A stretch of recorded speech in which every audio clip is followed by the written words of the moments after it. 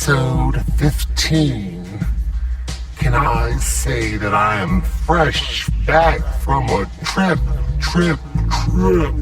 tryptophan, that is. Happy holidays for those who are listening, those who are enjoying their downtime, their family time, their clown around time. This is your host, ThinkTimm, and you are listening to Why Make Music, the podcast.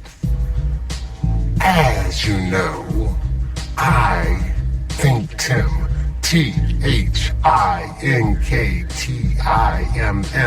is your host. I am the one who's curating all the sounds that you hear, everything you love, to talk about when it comes to being a independent creator. I am that guy. Nah, let's stop tripping. Listen, thank you for tuning in again. This is episode 15 of Why Make Music. The episode will be brought to you, sponsored by ThinkTimm and all the creative folks behind him. Me, myself, and I. Anyway, enough of the crazy introductions. Welcome. Today I want to talk to you about lyric writing, the lyrical content of your material. Where do you stand as a creative? That's a good question, because we all must know where we stand. What does our audience expect from you? What does our audience expect from the sounds that we are laying down? I am not talking about the music, I am talking about the lyrical content, because most people do not pay attention to the music. They pay attention to the lyrics. If you don't think that is true, think about how many times have you heard a cappella version of a song played over another track and you like the song just as much, because it is the lyrical content that draws the average person in. It is the lyrical content that makes them picture the music and puts them in the mood to understand what is being said. But where, as a creator, do you place your lyrical content?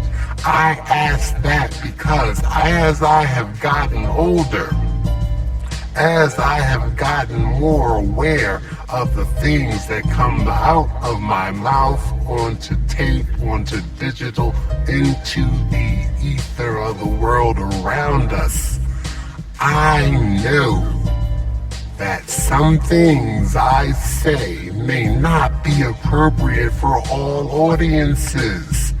Where do you, as a creator, draw the line?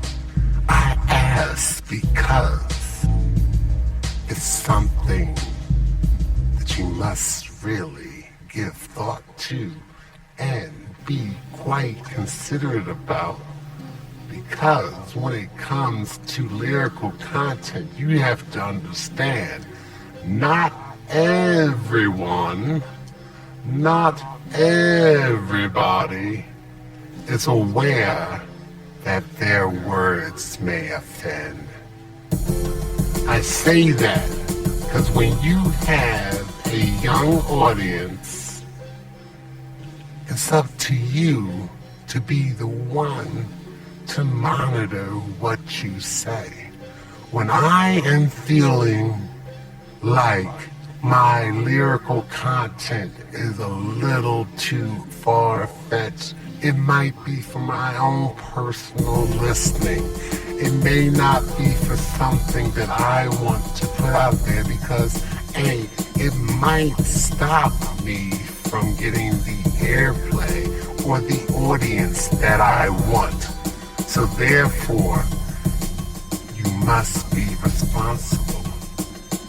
Does this sound like a commercial message? Does this sound like something sponsored by the powers that be? It's not. Let me tell you. Back when I was a younger guy, a young teen listening to music, you understand, there was songs and every song talked about relationships, every song talked about love, lust, and all the things you want to do. You want to bump, you want to grind, you want to hump, you want to have an afternoon love affair, you want to have a 69 love affair. Whatever you wanted to do, you wanted to drive that little red Corvette. You wanted to go to that hotel where darling Nikki was at. You wanted to tell her she reminded you of a sheep bed. Listen, the boy ain't mine. The girl ain't mine either, but anywho. So, what I'm trying to get at, and I am trying to keep fresh in your mind, is that basically you must always be aware of your lyrical content. I say that because young folks listen to music. Now, don't get me wrong. The year, it's 2024, and we have so much freedom. When I have the opportunity to peruse the audio landscape that is around, that people are listening to, the artists of today, some of the music is so explicit. I'm not trying to turn a blind eye, and I am not attempting to criticize or judge by any means. It's just that sometimes it might make you blush a little bit with some of the lyrical content. And I'm not saying it goes to one genre of music over the other. All I'm saying is that if, and this has been a long-running tradition throughout live performances of music on live TV, on prime time, midday, on the daily play in the morning, lyrics has always been raunchy, explicit. When I'm filling out a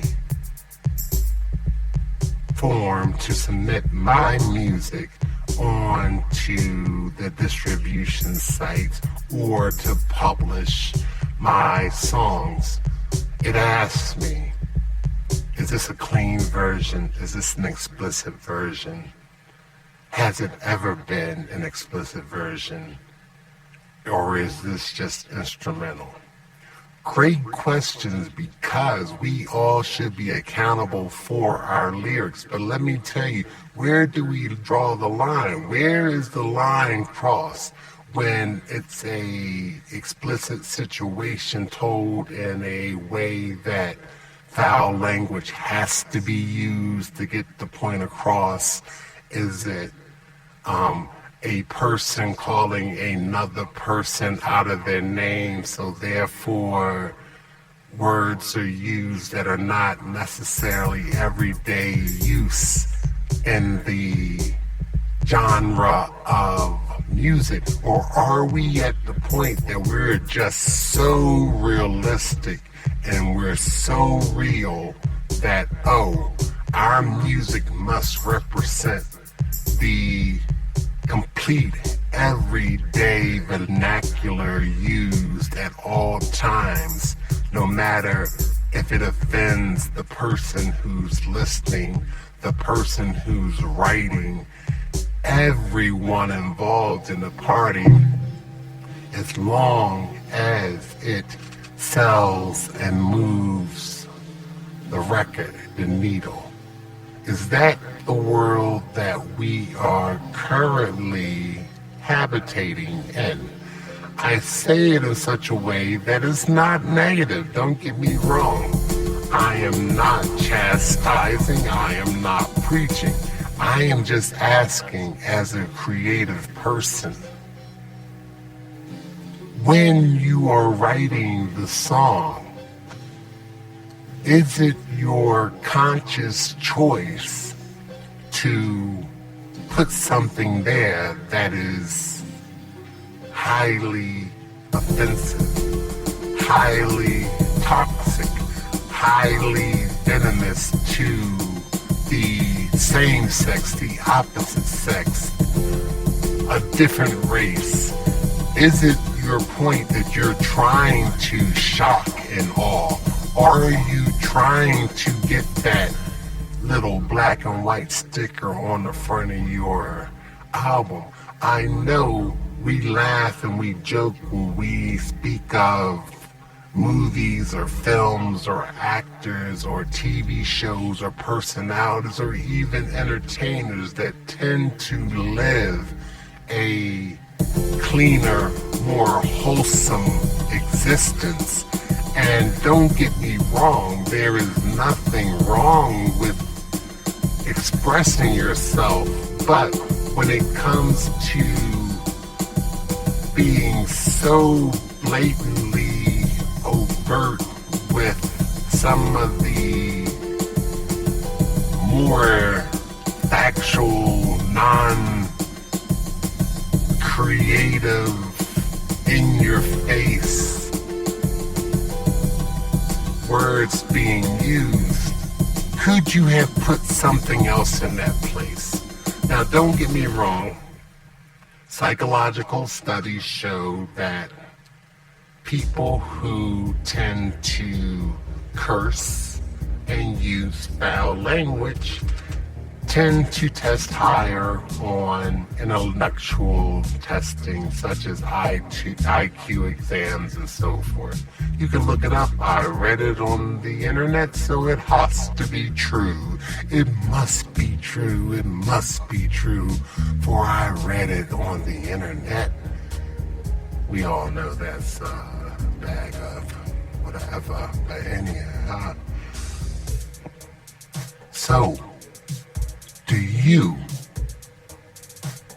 as a listener, do you cringe when a certain song comes on and maybe you're in mixed company? And by mixed company, I mean you're in the car with your significant other. You're in the car with some little humans. You're in the car with older humans. You're at work, and on the radio at your desk or the streaming device you're using, something comes on. Are you in the car singing lyrics that you would not necessarily sing if you were around other people? You know what I'm talking about. Do you think that this is an issue or a concern? I'm not saying it needs to stop. I'm not saying it's ever going to stop. This is just a conversation starter. This is just the beginning of a rant to make you think and wonder how much thought is put into lyrical content. Now, if you were to take your everyday song, because don't get me wrong, I know how the game is played. In order for some of these songs to get airplay, the lyrics are changed. There are some songs that are extremely popular that you, the listener who loves the song, never heard the real version because you are listening to the edited version that is more for an open, more diverse audience. So my thing is that if the artist could put out a version of the song that is a quote-unquote clean version, an unexplicit version, why could they not just do that from the jump and skip the hoopla? Or is it that when you have certain things in your song automatically gets more attention because of the expletive? It's like having a movie or a film when something is rated R or PG-13, or you hear that, oh, this is the wildest film I've ever seen, so therefore it has to be rated something. So if you don't have the most true, the most graphic lyrics, the most, I guess, unadulterated, the most X-rated, the most descriptive, the most true to life, if you're not calling it by a nickname and you just calling it what it is, are you being untrue to yourself, or are you being true to yourself? Question mark, question mark, question mark. If you could see the look on my face after what I just said, I don't know the answer, because I do understand that when we are within our groups of friends and families, there are things that we say and do that may not necessarily be conversation for everyone, but we all do it. But my question to you is that when you are a creative and you choose to basically take a lyric and just smother it all over the place, just rub it all in there, you get it all in there and it's everywhere, and you know that if ever you had to perform this song live, depending on where you are and what the audience is, there's no way in the world you'd be able to say that. Is it worth it? I want to know as a listener, because we all have songs. I have songs that I ain't gonna lie to you, when my little humans are around, I tend not to let them hear it, because I'm just trying to be a good big human. You know, I'm trying to lead by example now. They're of the age that I don't know what's on their devices. They listen to what they listen to, and they share the stuff with me, and I tell them, oh, this is okay. This is a little raunchy. I just hope that you're doing the right thing with the lyrical content. Don't go around repeating this. Don't say that. Don't do whatever. You can listen to it. I listened to far worse when I was your age, and I know right from wrong. But that's my interaction with my humans. My humans are somewhat intelligent. I'm not saying a lot of listening audiences aren't intelligent, but what do you do when you have a situation and you have people who don't have the guidance working with them or talking to them to tell them that, oh, this is put here for your entertainment, not necessarily for you to go out and talk this way. It happens, I understand. It happens in all genres of music. Don't get me wrong. I am born and raised in Philadelphia, so therefore you know I did not necessarily grow up listening to country music or sometimes easy listening or yacht rock or whatever. Yo, there is a yacht rock documentary on HBO. I highly recommend, if you like music, go check it out. I highly recommend, if you like music, to check out anything about music, because what it does, it opens your eyes about the people who write the songs that you're listening to. 21 minutes in, and I want to tell you, like I say every episode, why make music? ... It is a conversation starter. It is something that every creative wants to talk about. Why they do what they do. Why do we make music? Why do we talk about it?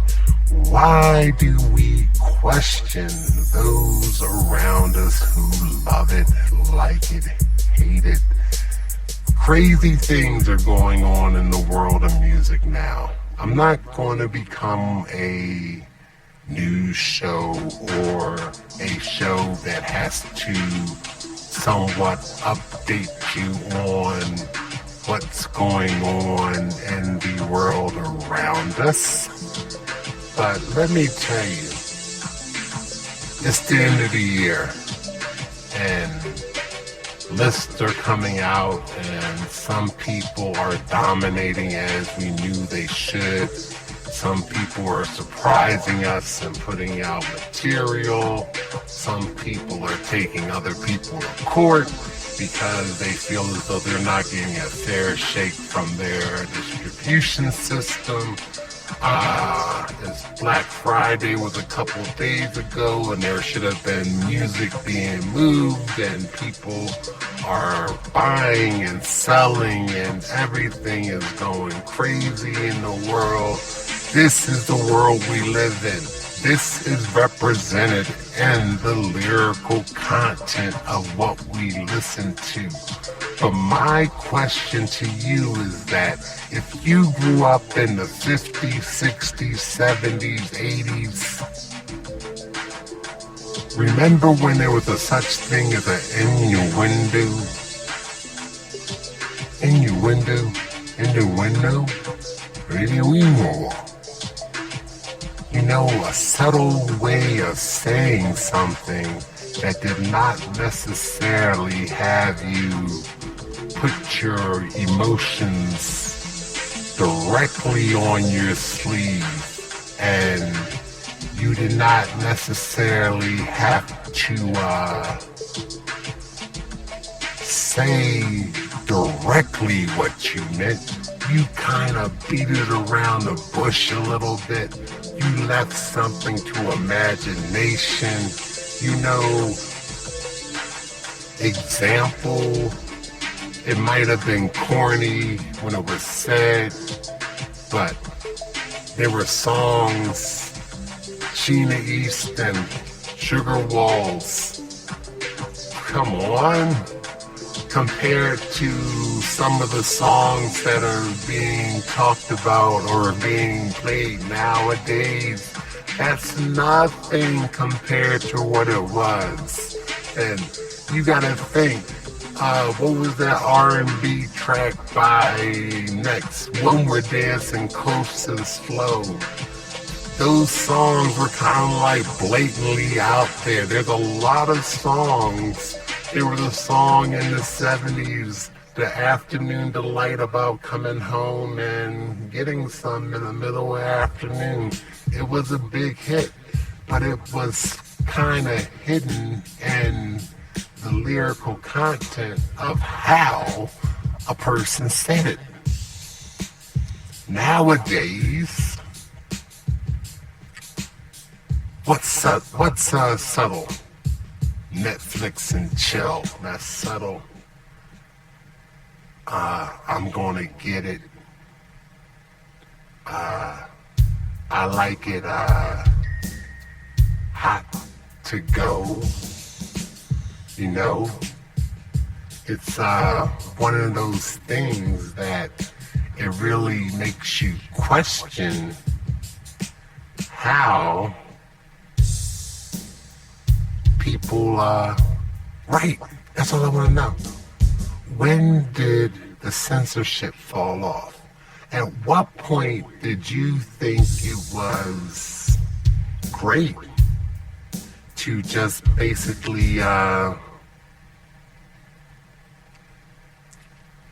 no longer try to hide the fact that you trying to get it in? That you want to just blatantly just say, this is what we're doing. It's all good.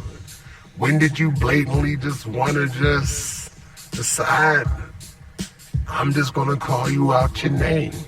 These are things that I wonder as a creative person, because you do know, listeners, if we were to go back in time and pull out all these songs a little later and go back over the lyrical content, years from now, we're gonna sit back and say like, oh my God, I can't believe this was a hit. I can't believe somebody put... We might be saying that unless situations get crazier than what they are right now. Unless the pen flows more free than what it does right now, and there will be basically nothing hidden, nothing off the table per se when it comes to content. Because right now, I get nervous. I kid you not. The reason why I have as a creative, I'm putting out instrumentals because I'm uncertain to the lyrical content that I should create. It's an honest thing. I've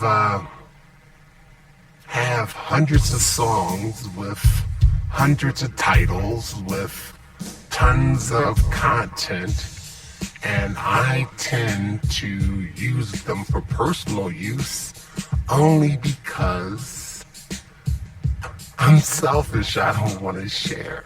No, it's not that. It's just that I've gotten to the point in my life that lyrical content, it makes it different, but it doesn't necessarily really has to be the total part of the package to me.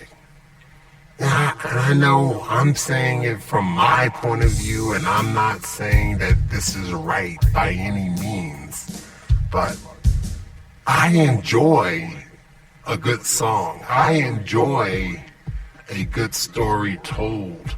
I enjoy it all. But I just don't feel as though it's my place right now to put out a bunch of lyrical content. Now, am I censoring myself? No, by no means. It's just the fact that sometimes the explanation of the song and the things that we love about songs, to me, that's the distraction. Hats off to all of the producers, the music makers, not the lyricists. Lyricists, yes, hats off to you guys too, but I'm just like saying, the guys and girls that are making music and people are writing songs over it, but I don't know, it's just crazy. I don't know. I really just don't know. In 2024, is it about the lyrics? I just don't know what makes this is it. As a creative person, this is it. I want to ask somebody hit me up on any type of communication that you have with me. Explain to me your raunchiest material and why you wrote it. Did you write it to make a point? Did you write it to get attention? Did you write it to offend? Did you write it to move units? Why did you do it? And if you did do it and someone at some point told you to censor what you were doing, were you offended by that statement? Were you offended when you were told that basically you need to curb what you were doing because it was just a little too far-fetched, a little too raunchy out there? Now, don't get me wrong. I'm not a prude. I have a healthy relationship with foul language. I have a healthy relationship with content that is questionable when it comes to sharing with others. I'm just saying, as the voice of me, not the voice of reason, but the voice of ThinkTimm, ThinkTimm, what do you think is appropriate? Now, I personally take this across all media. There are certain TV shows that I don't think is appropriate, and there are certain major movies that I thought I went to go see Wolverine and Deadpool and Wolverine. I thought there were too many sodomy jokes in it, you know what I'm saying? Just me personally, I just thought it was too much. But to each their own. I don't know. You know what I'm saying? So,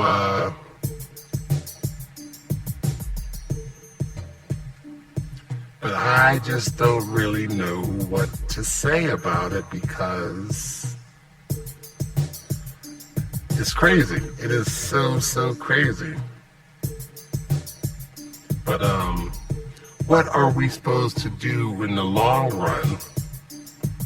And what am I supposed to do when you are around younger humans and the younger humans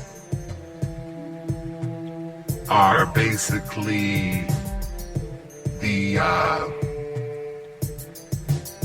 ones you're supposed to protect, but at the same point, they are listening and they are taking in. And if you don't teach them right from wrong at an early point in their life, they are going to, I guess, call this all to be normal.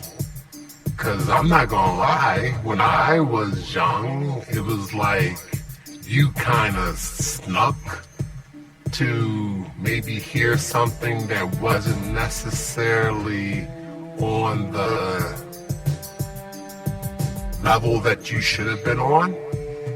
You know what I'm saying? I'm like, and even now, I'm not gonna lie, when I go back and look at older material as far as records, albums, so forth and so on, when I was consuming them, I think to myself now, whoa, what was I doing at that age listening to that? Why wasn't there some type of guardrails or some type of deterrent to tell me, yo, maybe I should not necessarily be doing that? And did I necessarily learn anything good from it? I don't know. I'm like, think about it. When do you want to peak in your life? Do you want to peak when you're 12, 13, 14, 15, a teenager, and you're always longing for your teenage years? Or do you want to peak when you're an adult and you have control over your life and you can pretty much aggregate the things that come your way and you'll be well prepared? By no means am I saying this is a lecture or I'm trying to get all old man on you, but think about it. Everything that we do and everything that we see affects who we are. And this is a part of it. And just because you can say some craziness that necessarily may appeal to the masses, and as an entertainer, as a creator, like, don't get me wrong, I'll sit back and tell you, like, yeah, silly comedy that's really out there isn't my thing. Music that really brings a lot of craziness to the forefront isn't my thing. It never was. It wasn't something that all of a sudden I got old and I realized like this wasn't something I was into. It's just not it. But I want to say that everyone has the right to create anything you want to create. My question is just that, as a creative, how do you feel about it? How do you handle it? How do you deal with the rawness of your content? I will ask that of a director, a producer. I will ask this of anyone doing anything creative, because it's a sincere question that I want to know if people have an answer to. How do you feel when you are writing something and you're told to tone it down, or you're asked to tone it down? Does it take away your authenticity as a creative person to not be able to say it the way you want to say it? Or do you take it another way? A while back, I heard someone, and this is very interesting because it was Rakim, the rap guy Rakim. Rakim said that he wasn't necessarily cursing in his records because he didn't necessarily curse around his house. Now, if you can't tell me one of the most lyrical MCs doesn't use foul language and he's a master of his craft, is it really necessary to throw it out there when you need to throw it out there?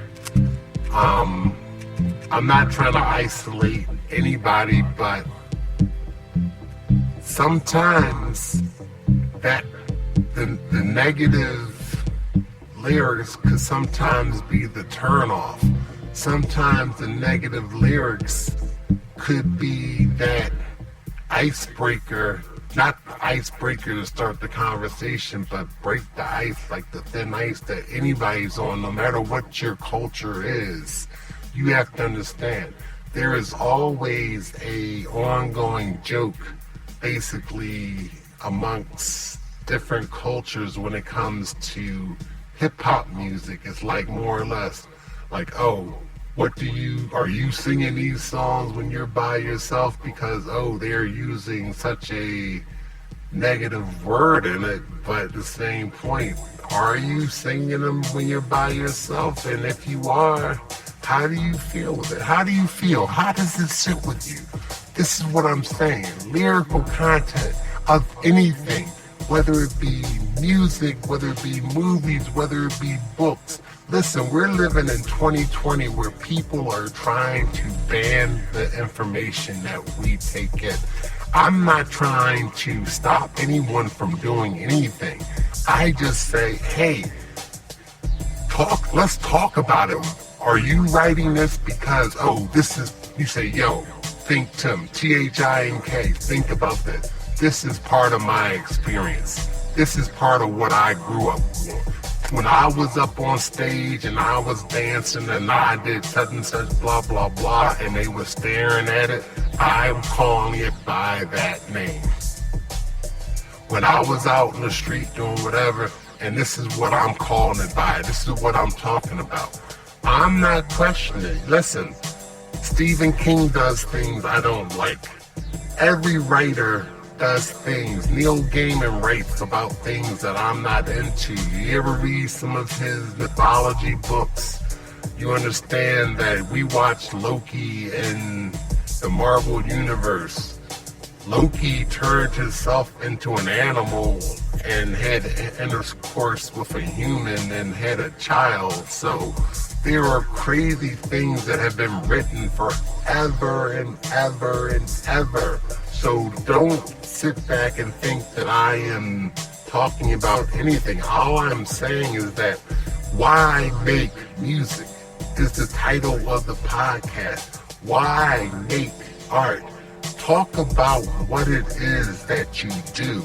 Express what it is that is inside of you. And talk about it. Explain. If everyone explained what they were doing and why we were here and really could put into words the differences that we have and that we feel around us, we could perhaps get along a little better with a sense of understanding. Do you understand what I'm saying? There is no right or wrong answer to anything that I'm saying. All I'm saying is that we need that communication to know. So if I'm in this episode 15, asking, how do you feel about the lyrics you write? How do you feel about your content?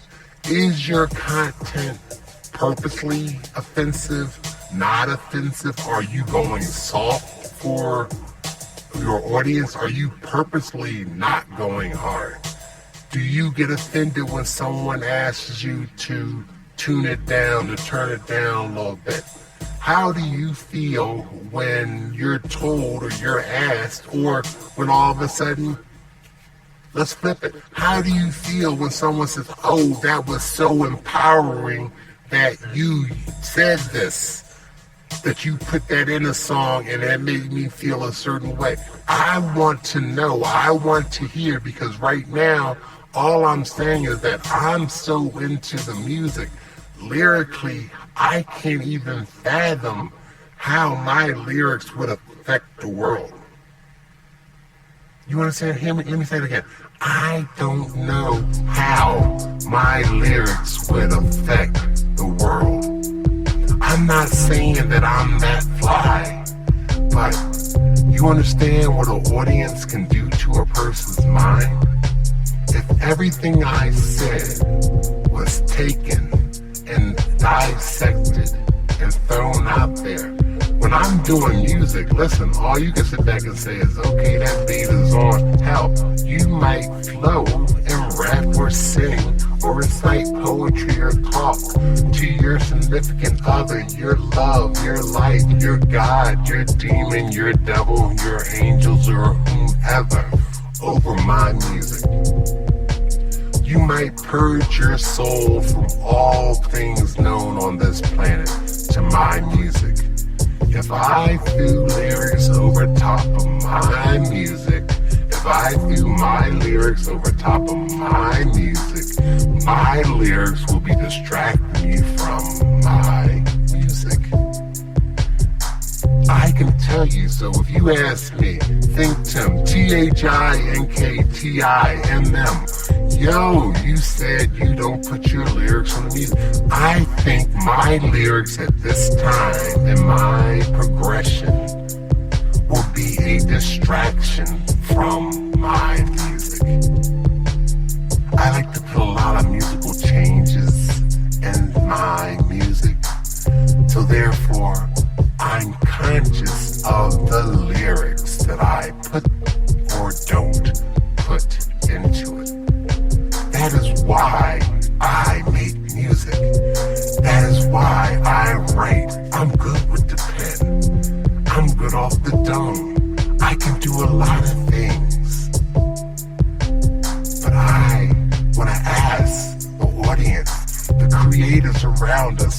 Why do you do the things that you do? Why do you motivate me so? Why when I hear a song, I want to hear what you have to say? Why make music? Episode 15, hosted by ThinkTimm, ThinkTimm. Why do you make the music? Why do you write the lyrics? Are you part of a team where you have one person writing and the other person putting the music down? Do you get your music and you're disconnected and you need to find the connection to it? I want to know why you do it. What creative force drives you? With that being said, December's right around the corner, y'all. The year is almost over. 2025 is right around there. You know what I'm talking about. I want to say peace. Thanks for tuning in. Thanks for listening.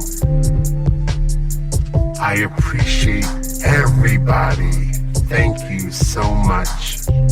So humbling to do this. 15 casts, 15 podcasts done. Peace.